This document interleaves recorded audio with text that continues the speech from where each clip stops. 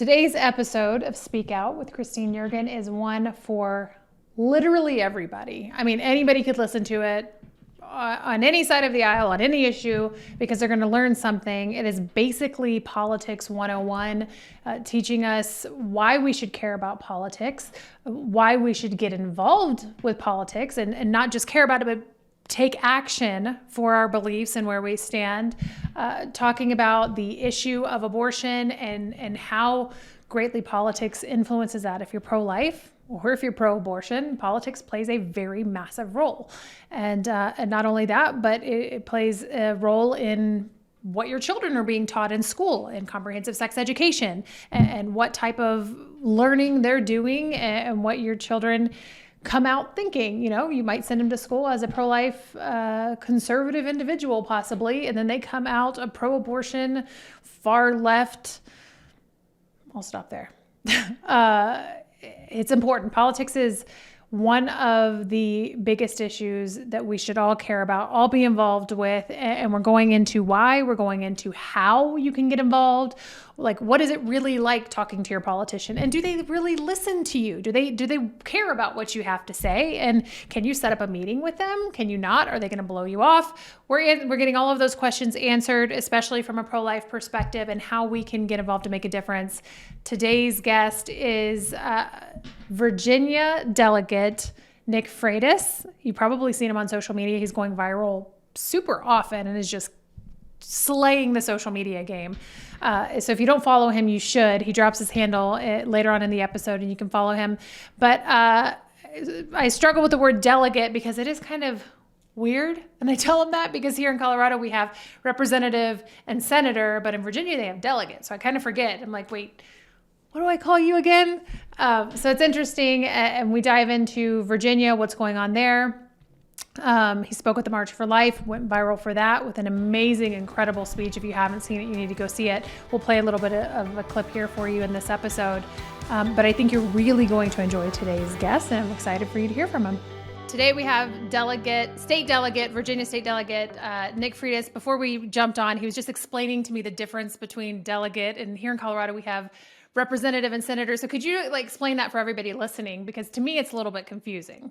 Sure. So this is just an opportunity for me to be able to brag on the Virginia House of Delegates and the Virginia General Assembly, oldest legislative body in the Western Hemisphere, dating all the way back to 1619. So we used to be the House of Burgesses, and then when we became a bicameral house, we had the House of Delegates and the Virginia Senate. So in Virginia, the House reps in other states, or assemblymen in some states, in Virginia is referred to as a delegate. So we're the lower but better body in the bicameral Virginia General Assembly.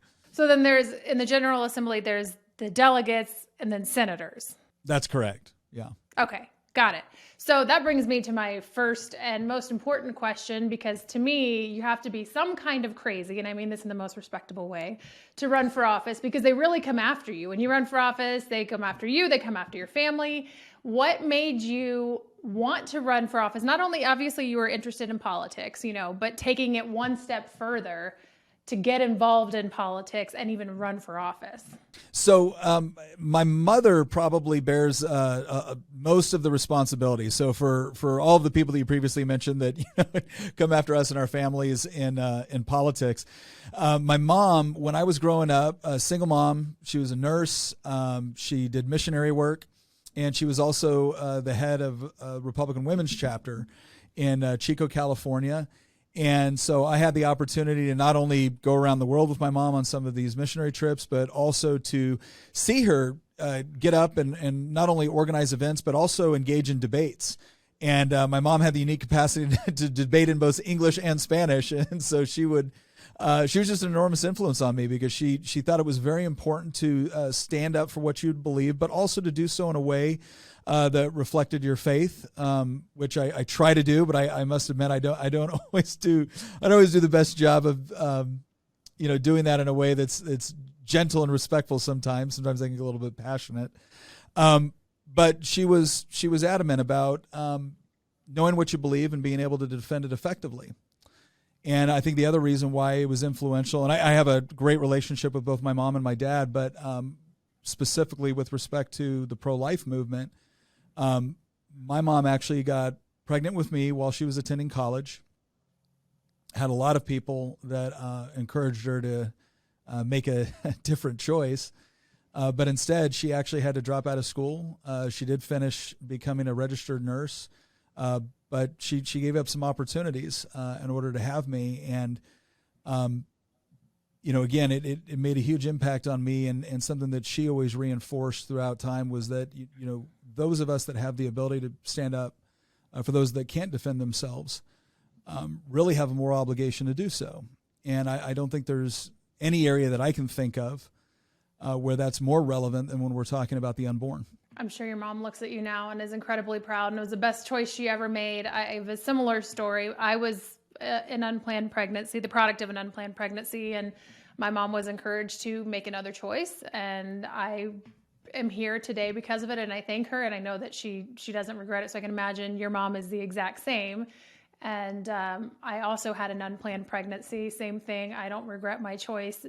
I think you'd be hard-pressed to find somebody who regrets their choice. I mean, you see the life that comes out of you, and though you can admit it might be hard, parenting is hard. I mean, you're a dad, it's not easy, but it is 100% worthwhile. It is the best thing that's ever happened to me, the best hard work I've ever had in my life.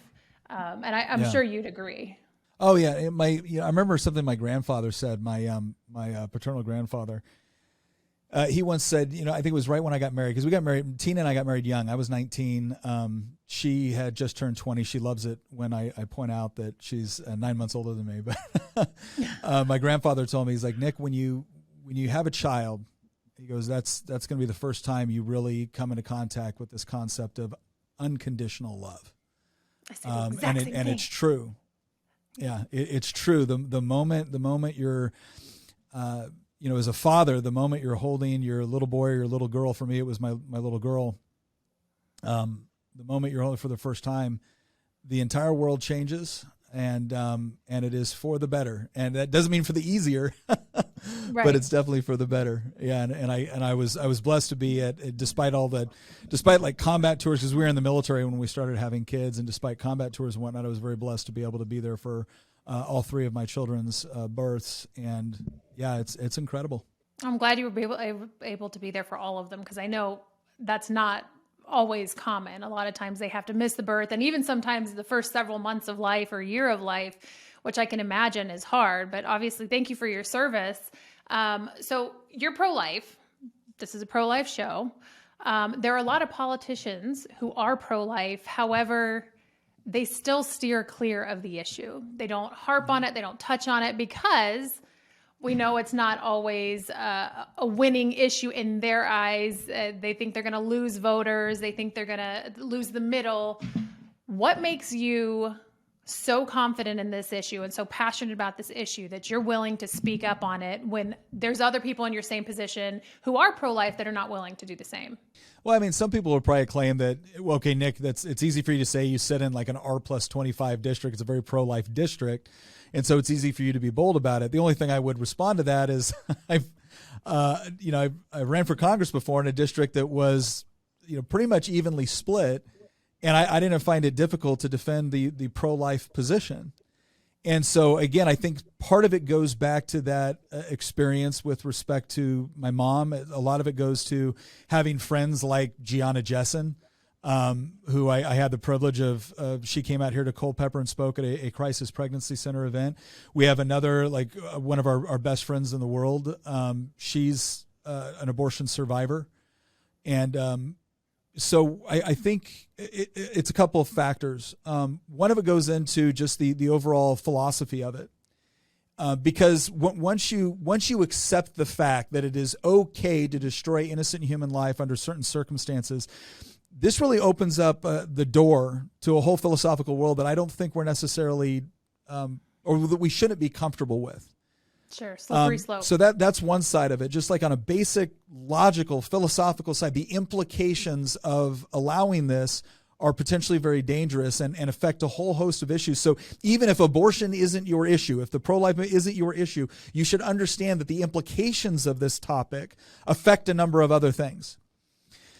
The other side is, again, once you start to have that experience of coming in contact with people that have either had an abortion or deeply regret it, or especially someone that's been a survivor of an abortion attempt, I think it's very difficult to look at it the same way that you might have beforehand. And that's one of the reasons why I'm so thankful for organizations like Students for Life, why it's one of the reasons I'm so thankful for organizations like the Abortion Survivors Network, is because in a lot of these issues, this ends up becoming a left-right paradigm, and it ultimately it shouldn't be. I'll put it that way. It shouldn't be that. This really should be a question of, are we a society that believes in protecting and defending innocent human life, or are we a society that is going to come up with various excuses for why sometimes it's okay to deliberately destroy innocent human life? And I certainly want to be on the side that's fighting for the sort of society where we understand that pregnancy can be unplanned, and it can result in situations where there's an enormous amount of difficulties. But let's be the sort of society that comes alongside and looks for ways to actually meet those difficulties rather than sacrificing the sanctity of human life. Sure. I mean, of course, there's difficulties, there's finances, there's finishing school, there's the fear of your parents finding out. But if a woman is under financial pressure and she has an abortion, they say, oh, well, her husband is abusive, she needs to have an abortion, or they're poor, they need to have an abortion. Well, having an abortion doesn't fix their finances, and having an abortion doesn't fix an abusive husband. I mean, let's help her fix the issue or get the help that she truly needs in order to make sure that she's not in a corner that she doesn't want to be backed into anyway. I feel like a lot of women feel pressured to make a choice that they don't want to make. And the truly loving thing to do is to come alongside them and help them. You had a viral moment recently, and you have a lot of viral moments. If you guys don't follow him, I mean, good grief. You've got the best social media content right now. And a lot of it's gone viral.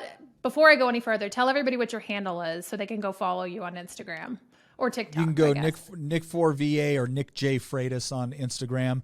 But honestly, if you Google Nick Freitas, it'll come up. But yeah, Nick4VA and Nick J Freitas. So you had one that went wildly viral. I believe it was at the Virginia March for Life. Is that where it was? You gave a speech there. And when we go through the editing process, we'll have Kevin throw in the speech. I want you to tell me what your inspiration was for that speech, and tell me kind of the story behind the speech that everybody else will be just listening to right now.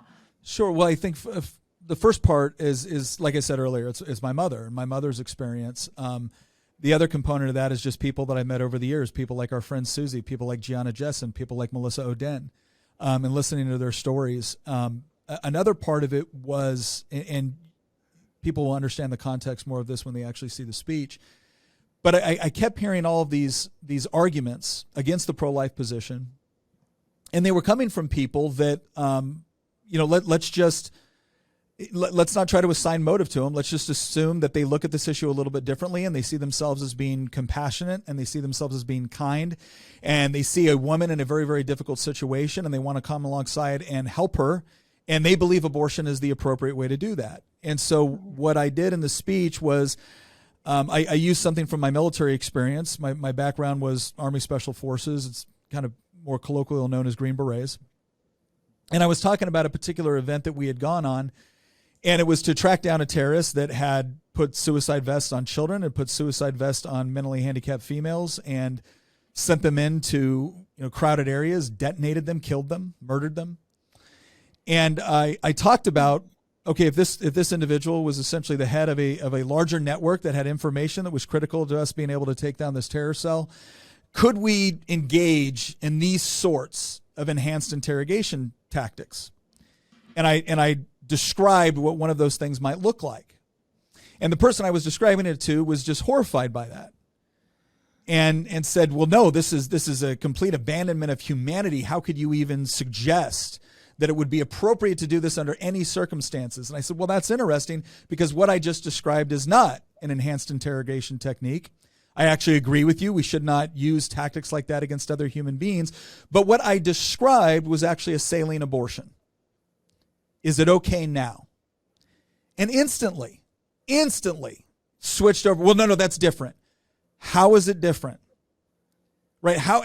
Scientifically, if we look at all the different criteria that we use to distinguish between a living entity and a non-living entity, we know at the moment of fertilization, right? Even before conception, we know at that moment that we are dealing with a living entity. We can distinguish it scientifically. I said, so the second question is it a human entity? Well, okay, at that moment, again, still you have all of the DNA necessary to distinguish you between not only between any other living entity, but between any other living human entity. I mean, at that moment, you are specific and you are unique, and you can be scientifically categorized as nothing other than human life at that moment. You might be at the very earliest stage of development, but you're human life. And then the question of innocence, well, this should be relatively simple. You haven't done anything to violate any crime, or to violate any law, to violate any rule or regulation, or even moral tenet, moral tradition of just humanity in general. You are perfectly innocent in that moment. So please explain to me how it is that when I describe using a particular method against someone that is arguably one of the most horrendous, evil people, that is guilty of committing some of the most heinous acts that a person could think of, to use such a method or to use such a technique against them would be considered absolutely morally reprehensible. But if I use it against this innocent human life under these conditions, then all of a sudden, not only is it okay, but it's somehow representative of liberation or freedom. Please explain to me the apparent contradiction in that position. You bring up an interesting point. Well, and the response is generally silence in that point. Yeah.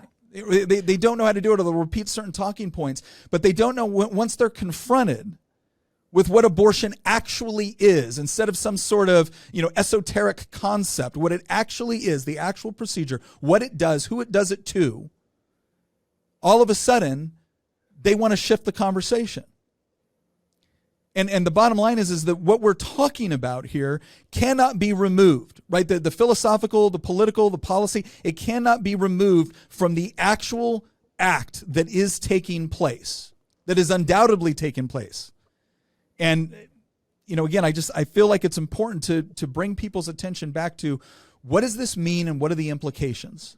Yeah, you bring up an interesting point, because a lot of people don't know what abortion actually is. They advocate for those who are, pro-abortion, they advocate for something that they have no idea what it actually is, what the process is. I've talked to countless people, and will ask, do you know the stage of development of a baby first and foremost? And then also, do you know how this abortion is performed?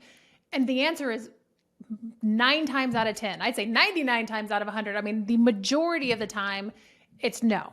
Or they'll say, no, that doesn't happen in abortion. And they just want to turn a blind eye to it, because the truth is, when you're faced with what it actually is, you have to deny it and just pretend it doesn't exist, or you have to admit that it exists and this is what an abortion is, and say that you're okay with that. And that's a really hard thing to do, is say that, yeah, I know it's tearing the limbs off of a baby, but I'm okay with that. And so I think that there's that aspect of it. I want to kind of shift a little bit here into the political realm a little bit, because you obviously pay attention to politics. I pay attention to politics. People think I'm a nerd because I do so. But I would hope that the last 2 years has opened people's eyes to how much it affects them. But how do we get people to realize the impact politics has on their life? Maybe they're blissfully naive and, they're off hiking or gallivanting, doing whatever, and they don't pay attention. And they're like, oh no, it doesn't bother me. How do we get them to wake up and say, like, no, actually it does affect you, and here's how, and here's why you should be paying attention to what's happening? Yeah, I think there's a couple different responses to that. I mean, the first one is that if you're at a point where you don't understand the enormous amount of power and influence government has over your life, your business, your family, your kids' education, if that hasn't been on full display during COVID, then I don't know how to wake you up to the fact that it's pervasive in every area of your life.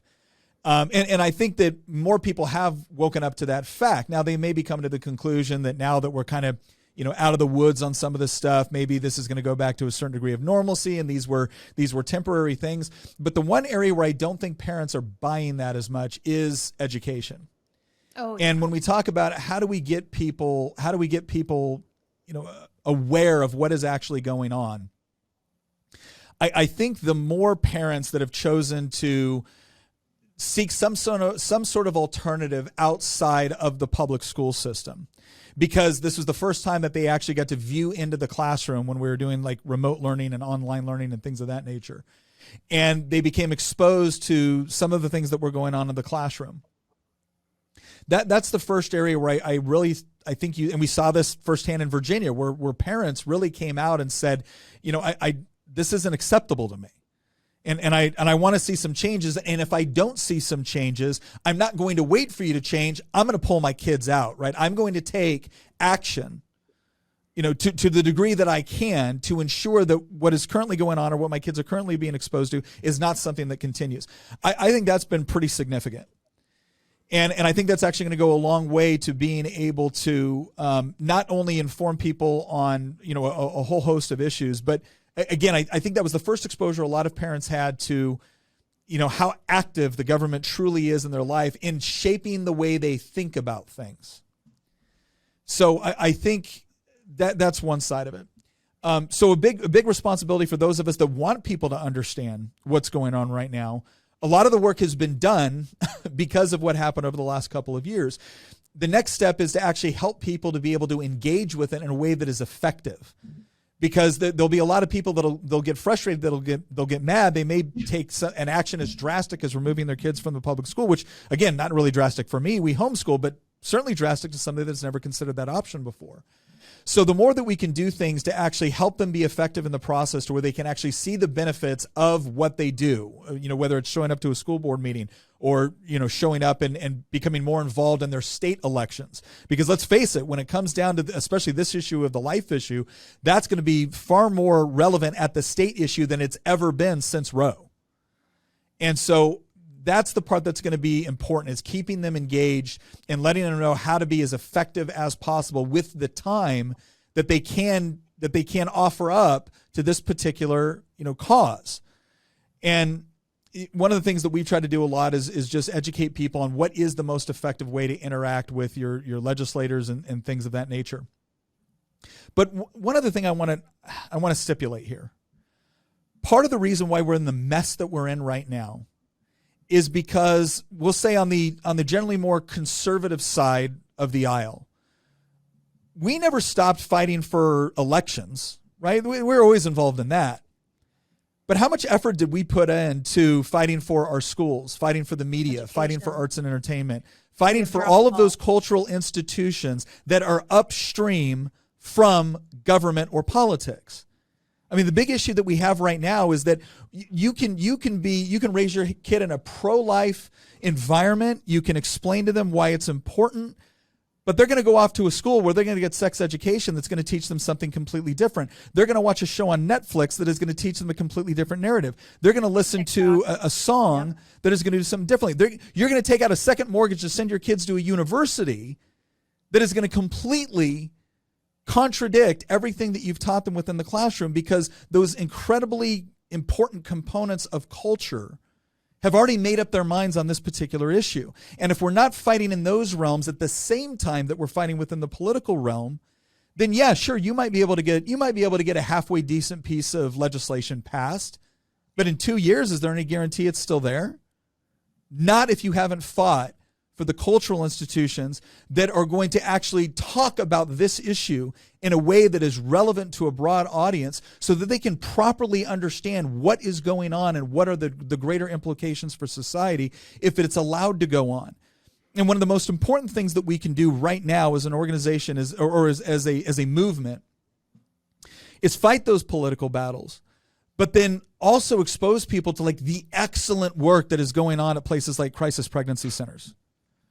Help foster that community and those connections, so that when someone is talking about this issue, it isn't just a philosophical or an esoteric argument about when does life begin. It's a series of incredibly important narratives which illustrate the facts and the evidence that we bring to bear. We have to be able to tell those very important personal stories that make abortion not just about this false narrative coming from the Planned Parenthood, which this is all about empowering women to take control over the reproductive cycles and their right. It's not. No, what you're doing is you're diminishing womanhood. You're diminishing women. You're convincing them that this is the only option that they have when it is not the only option that they have. You're denigrating human life at the exact same time. And none of this is healthy for the child or for the mother or for that family that could be if we weren't actively encouraging people to do something that deep down they know is wrong. It's interesting, the woman thinks that it's her only option, and a lot of pro-abortion people say, yes, it is her only option, but that means you're not helping her find another option if she thinks that abortion is her only option. And you bring up a good point talking about school boards.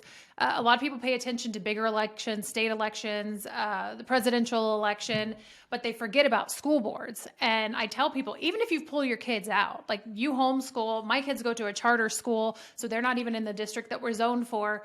Even if you pull your kids out, you should still be fighting for quality candidates in school boards, because it is your taxpayer dollars ultimately that are going to pay for whatever they're teaching in these schools. And they're pushing comprehensive sex ed. We just saw in California, they tried to put a Planned Parenthood clinic in a high school. I don't know in what world we think it's normal to put a Planned Parenthood clinic inside of a high school, but school board elections are incredibly important. I'd argue some of the most important elections, because they're raising up the next generation of America. They're raising up our future. They're teaching our students what they want. And almost the left kind of runs education right now, almost like making their own little army of voters for them and manipulating and indoctrinating them. So school board elections are incredibly important. And I think that's something that everybody listening to, whether you're a parent or you're of voting age and you're just a student, you should still be paying attention to those and getting involved in those elections. And politics does affect your everyday life. I say, if you don't want to pay all of your paycheck to taxes, you better pay attention to politics. If you don't want babies to be killed by abortion, you better pay attention to politics. If you want safer cities, you better pay attention to politics. Like, this is something that we have to pay attention to. We can't be on the sidelines and say, oh yeah, I care about that stuff, but I don't actually do anything about it. And I want to ask you, you mentioned that you help people find out how they can get involved legislatively, be the most effective. Like, shoot me straight. How effective is it for us to contact our politicians? Like, can we get a hold of you guys? Can we meet with you guys? Can we work with you on legislation? Do they just kind of say, oh yeah, like have my assistant answer the phone? And, I mean, I can't speak for everybody, but I will Sure. say this. Look, everyone in life responds to incentives, right? Those can be positive incentives. Those can be negative incentives. And, one of the chief concerns of most people in elected office is, how do I get reelected? And you generally don't do that by irritating your constituents. So when you contact your representative, it can be enormously effective if you do it correctly. And that frustrates some people. Like, what do you mean do it correctly? You work for me. Like, okay, and 80,000 other people, right? I represent 80,000 people in a House of Delegates seat. So for everyone that's yelling at me and screaming at me about something, I'm looking at them going, okay, well, clearly I'm not going to make you happy. And I've got 20 other people on the other side of the door that want to talk to me, that I'm going to see beyond this one particular issue or whatever it happens to be. So what I will say is that the closer the relationship, and the more positive the relationship you can build with your legislator, the harder it can be for them to say no to you, right? This is just basic, human psychology. The other thing too is if you're the sort of person that is willing to go and is willing to, advocate for something, and you're being reasonable and you're being polite. Again, it's hard to say no to that person, or to, not want to talk to them, or not, provide them a meeting or whatnot, because again, they're being polite, they're being personable, they're being reasonable. By the same token, there is a point where you have made the good, reasonable argument, you have done your due diligence, and they're not listening. And that's the part where this moves into activism, right? This moves into you've tried to affect policy. It hasn't worked, right? And as the one saying goes, right, if you can't make them see the light, make them feel the heat. And what that means is you find somebody else to run against them.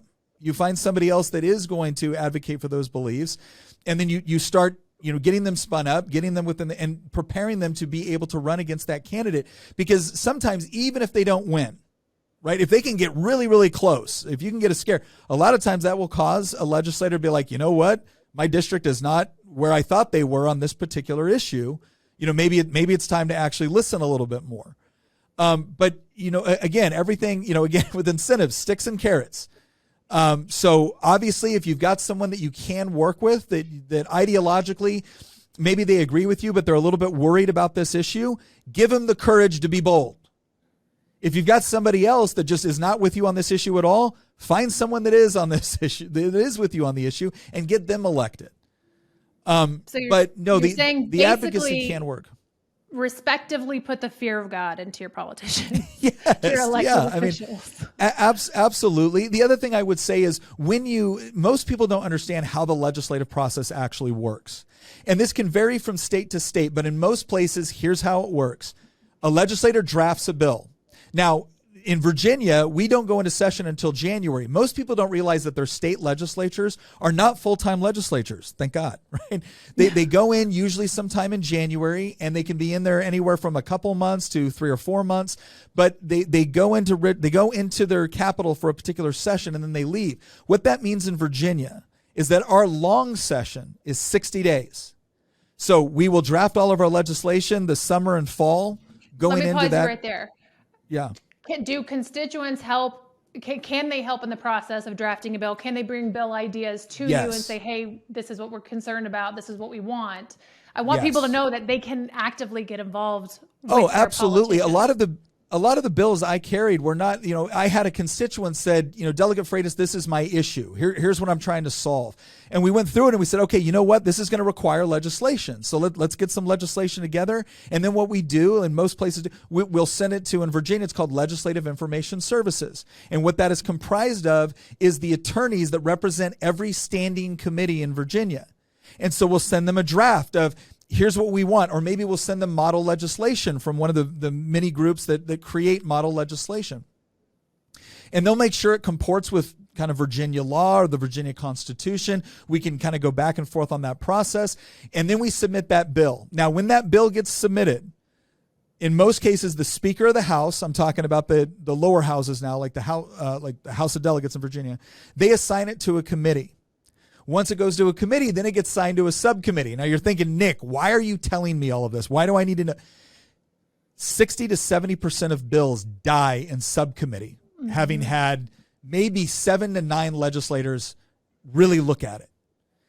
And you might think to yourself, well, that's ridiculous. It really isn't, because there's a lot of stupid ideas that get submitted as legislation. And quite frankly, we don't need to have all of them going through. If we did that, we'd be there the entire year, and you don't want your legislators constantly sitting in your state capitals thinking up of new laws. So we have a committee process to have division of labor and specialization, which is perfectly appropriate. But what it also means is by the time a bill gets to the floor, there's about a 95% chance it's already going to pass. But the crazy part is most people, that's when they're actually looking at it. They might be aware that it's being submitted, and then I'll get calls sometime going, what happened to that bill? I'm like, oh, that bill died in a committee 3 weeks ago. And they weren't even, I was looking at the floor calendar, and no. The stuff that makes it to the floor is almost guaranteed to pass that chamber. Now, it might be a different story when it gets over to the Senate or whatnot, but it's almost guaranteed to pass if it makes it all the way to the floor. So the most effective you can be is when it comes to the subcommittee and the full committee.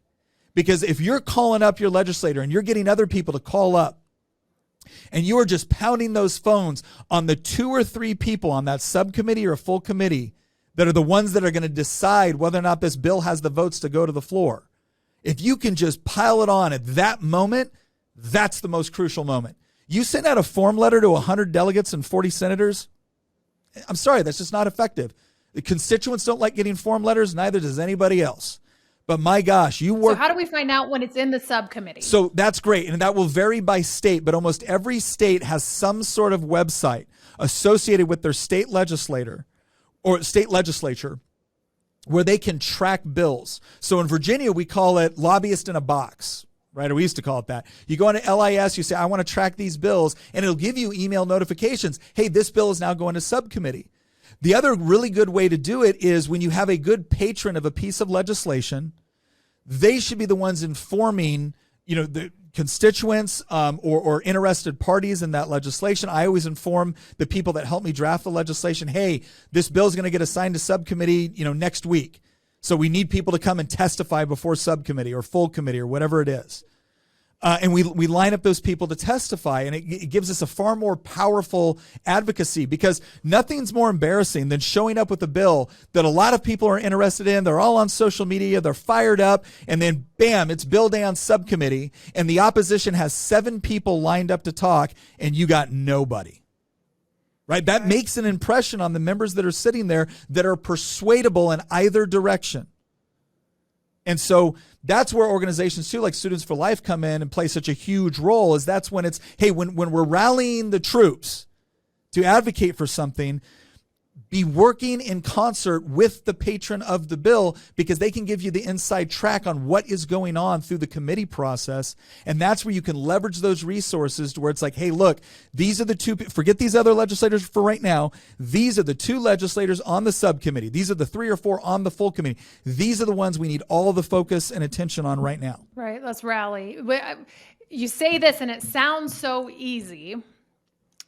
And I'm going to play devil's advocate here, because here in Colorado, it is incredibly pro-abortion. And what they do is say, whether it's on a committee or on the floor, they'll say it's going to be heard at this time, and then they pull it last minute. So everybody goes home and feels like they're not going to be able to speak or testify, because in Colorado, anybody can testify. And I know different states, or sometimes you have to be invited. Sometimes it's open to the public.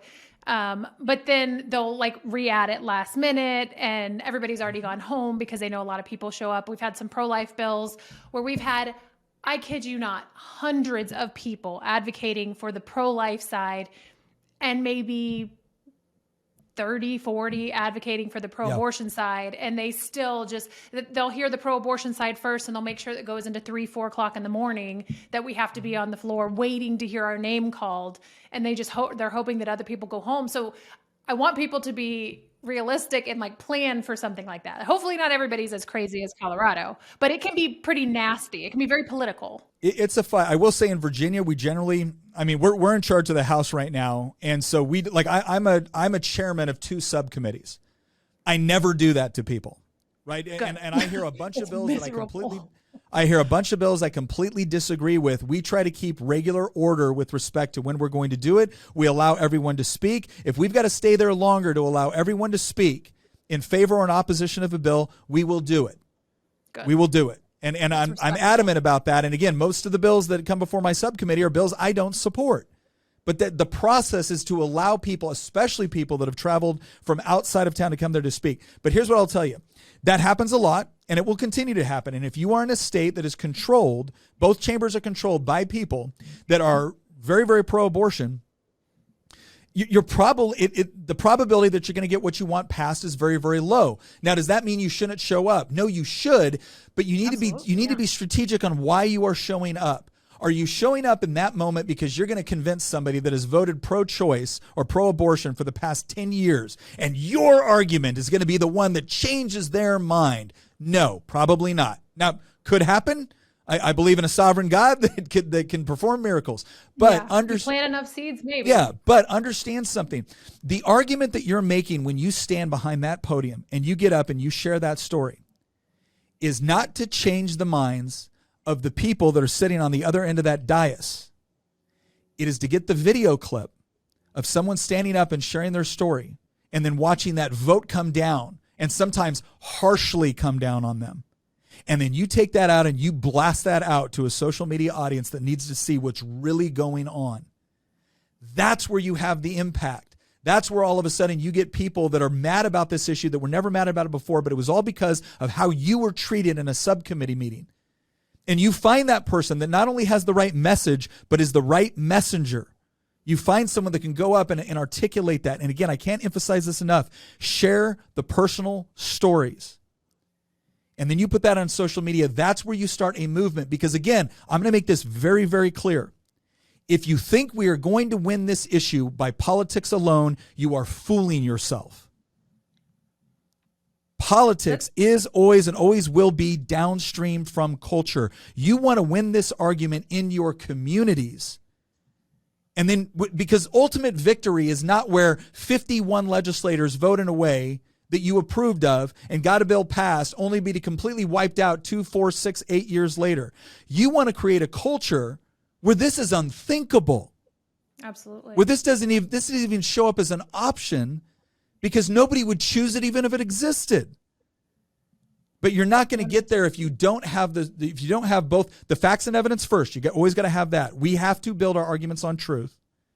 But then you've got to have the corresponding stories. You got to have the corresponding battles to be able to demonstrate to people why this is important and what's really going on. If you can do that effectively, that's where you start to move hearts and minds where you really need them moved, and that's in your communities, because that will then be reflected in your legislatures. I think it's so powerful, and I will give the left credit in this. They do storytelling well. They pull on emotions very well. You said earlier, even if people don't really understand abortion or the other options that women have, oftentimes they choose abortion or choose to support abortion because they think it's the loving option. So they're going off of their emotions instead of using facts and logic and saying, oh, what other options are there for this woman? How can I help her? Otherwise, it's often a very emotional thing. And they do this storytelling that grabs people's heart. And you're like, well, if the mom was going to die, I mean, of course I would want to save her. When in reality, you could say, yeah, the baby might need to be removed from the mother's body. However, there are these options. We can induce labor. We can do an emergency C-section. We can treat the baby as a patient and give them life-saving care or attempt to. I know sometimes the babies are born a little bit too young, and in which case you would do palliative care to make the baby comfortable until they pass naturally and with dignity. But it is a very emotional topic in general. So I think we have to jump into culture and storytelling and tell stories like yours. You wouldn't be here if your mom didn't choose life. My son wouldn't be here. I mean, these are like, you're a human being that I'm staring at. Had your mom chosen abortion, an entire human would not be here. And I think that we really need to emphasize that to make people think there are abortion survivors. There are abortion survivors who are missing literally limbs of their body because doctors tried to pull them off and kill them. I think those are stories that need to be told. If you could give us... Go ahead. Let me add one other thing to that really quickly. I think the other side of this too is that the pro-life movement is seen as we're defending the child. And that's absolutely true. But we see ourselves as also defending the mother. Mm-hmm. It's for us, one of the biggest things that Planned Parenthood has pulled, and I've had people ask me before, how did people go from safe, legal, and rare to anytime for any reason at taxpayer expense, and this is a thing to be celebrated? I said, well, they had to. On demand, unapologetic. Yeah, I said they had to. It was the only logical conclusion for their position, because the moment you say safe, legal, and rare, you're admitting something's wrong. Something is going on here that we wish was not going on here.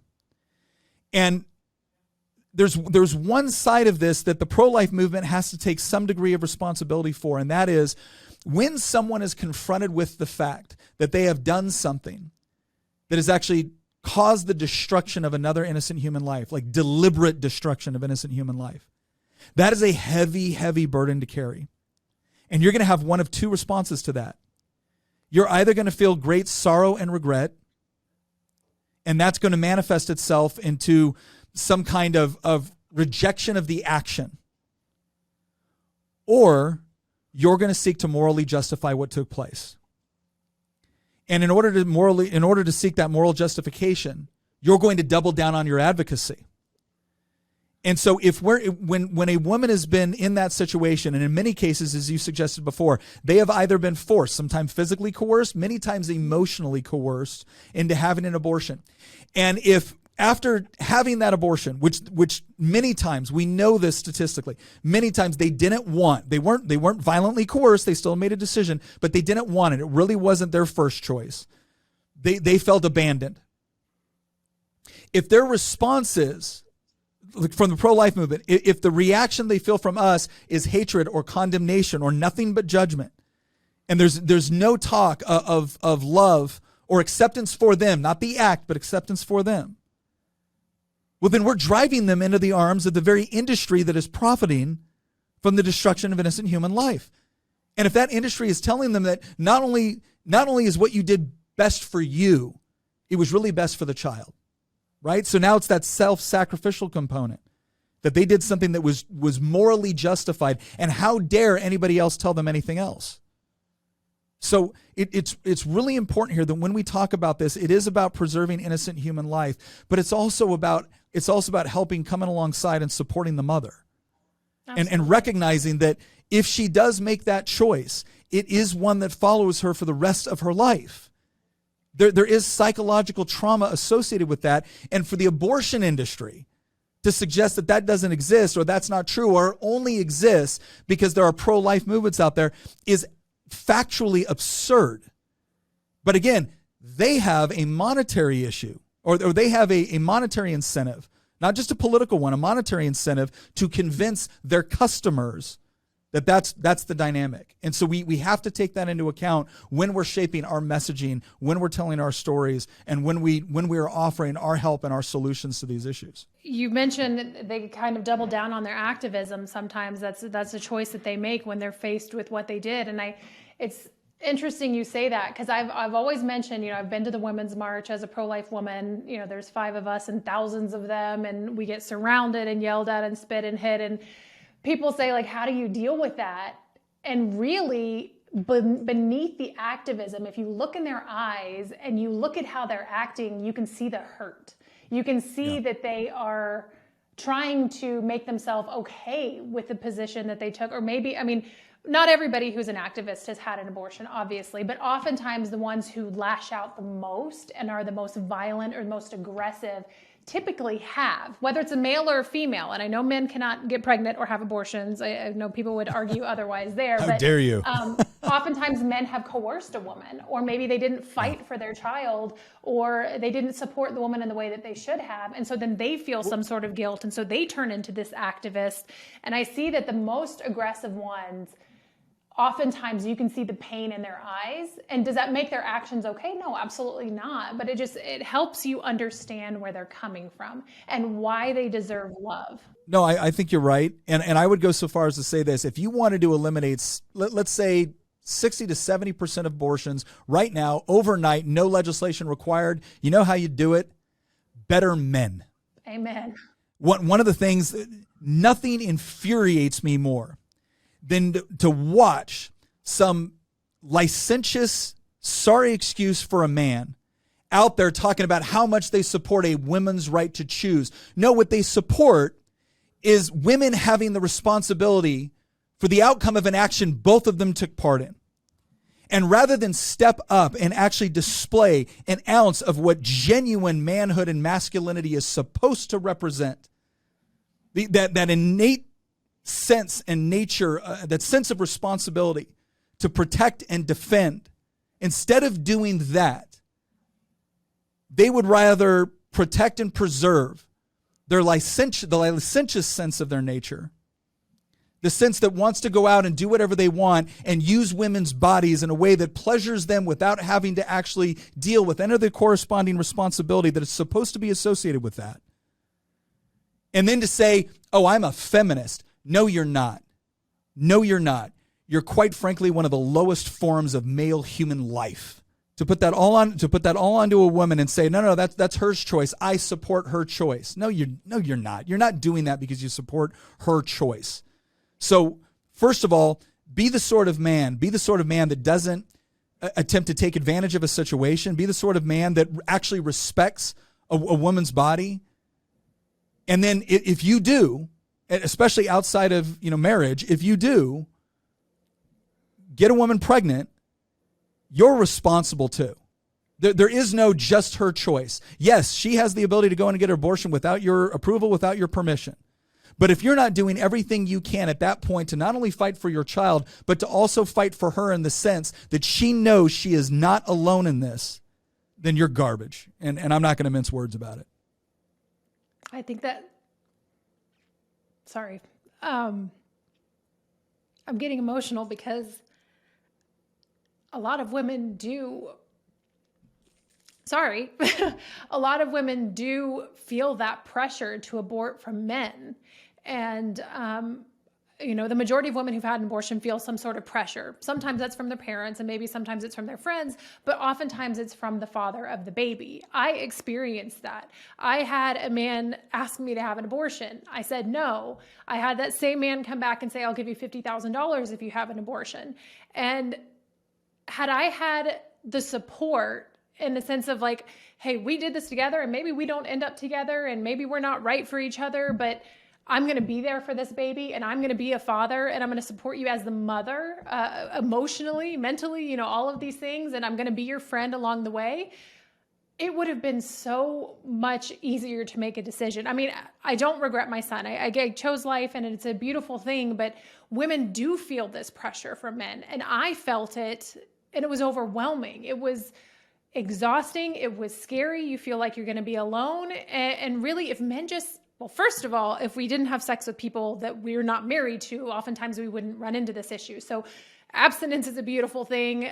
Sex inside of marriage, the way God designed it, is how it should be. But for those times where it is stepped outside of, if we had men just step up and say, I'm going to be there for you, even if we're not together, I think that would encourage people to choose life. I know that it would, because you're not scared. You're not making a decision out of fear. You're not making a decision out of being backed into a corner.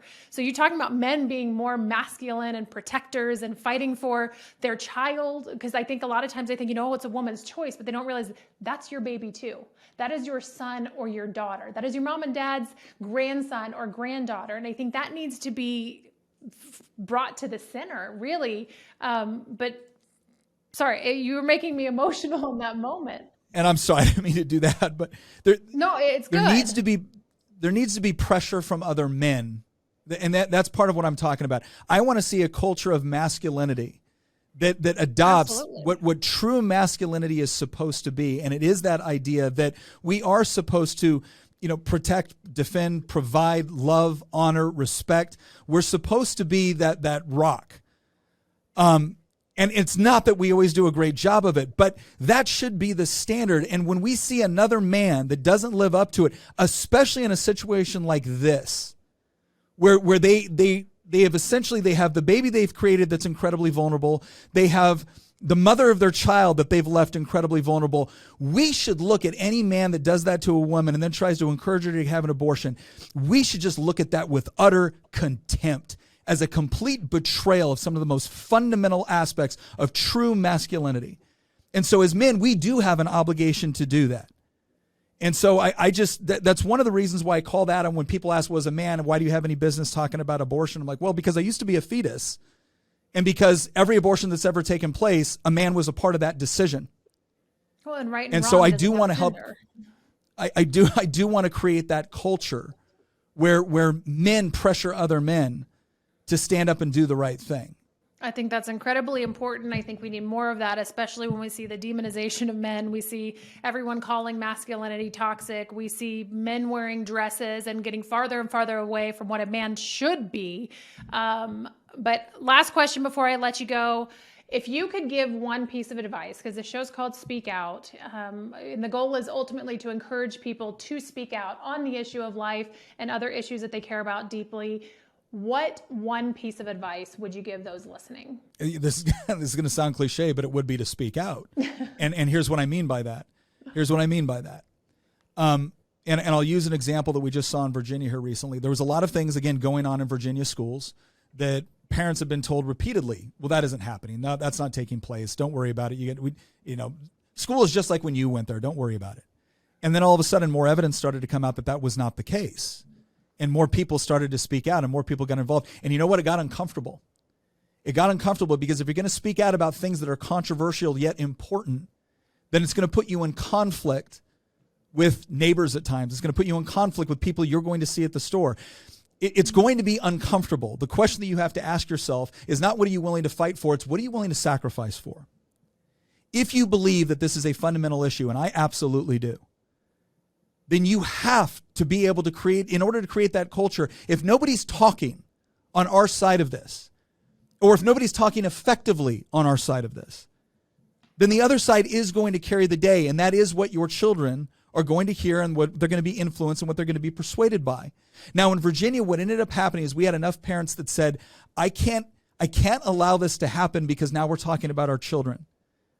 If it's my discomfort because of something that might potentially hurt or offend me, I'll put up with it. But now it's not that.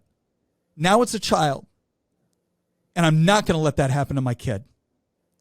And so they were willing to go in those environments, not mean, not nasty, but saying, no, you cannot continue to tell me that something that I know is going on is not happening. And then when we finally got you to admit it's happening, you don't get to tell me it's okay. And I am going to stand up. And what they found was more and more people either became knowledgeable about something they had no idea that was going on or realized they weren't alone. And so the thing that I tell people that I learned it in combat, I've learned it in politics. Cowardice is contagious. So is courage. When you are willing to step up in an environment and say, look, I'm sorry, I know this is uncomfortable, but I think this is wrong and this is why. Don't expect everyone to immediately jump up and give you a standing ovation and say, oh, that's great.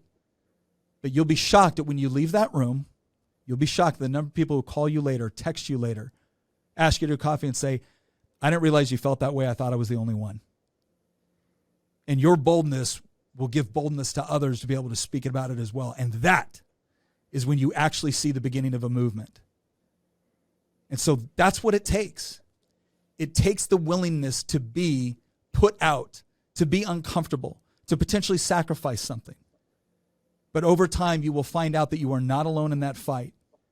And you will create a movement within the culture which is absolutely necessary in order to achieve the long-term goal, which again is not just a law. It's a culture that wouldn't even consider this in the first place. You're right. Sometimes it only takes one. It's like a domino effect. You do it yourself, and then you realize you influence somebody else, and then that person influences somebody else, and then it just goes on, and you do. People will tell you, hey, I didn't realize you believe that way. I believe that way too. Let's join forces. Or somebody DMs you and is like, oh my gosh, like I want to say the same thing. How do I start speaking out in the same way that you are? Delegate Freitas, thank you so much for joining us. It has been an absolute pleasure. You are just a bundle of knowledge when it comes to politics, which can seem overwhelming for those who don't understand it, which is why I kind of wanted to take a politics 101 route and tell people, no, we need to be concerned about this. We need to get involved, especially if we care about the pro-life issue. Thank you so much for joining us on Speak Out. It's been my pleasure. Thank you.